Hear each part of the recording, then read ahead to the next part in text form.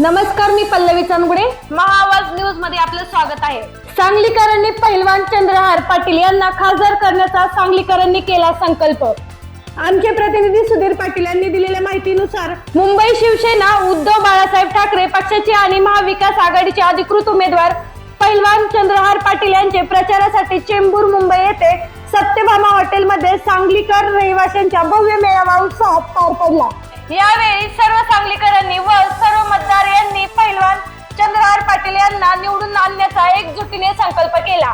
या प्रसंगी उपस्थित शिवसेनेचे नेते आदरणीय शिवसेना सचिव माननीय अनिलजी देसाई, शिवसेनेचे उपनेते नितीनजी बानगुडे आणि मान्यवर तसेच शिवसैनिक मोठ्या संख्येने उपस्थित होते. शिवसेना उभी आहे आणि आज त्यांना भीती वाटते. आज ते सगळे घाबरून गेलेत.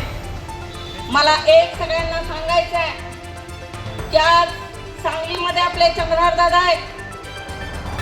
तिथं आपण आपल्या मशाल चिन्हावर आपण लढतोय.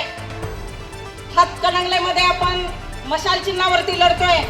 महाविकास आघाडीचा उमेदवार आहे आणि सातारमध्ये मुंबईमध्ये जे काही आपल्या चिन्हावर लढणार आहेत सगळ्यांना माझं सांगणं आहे की तुम्ही गाफील राहू नका.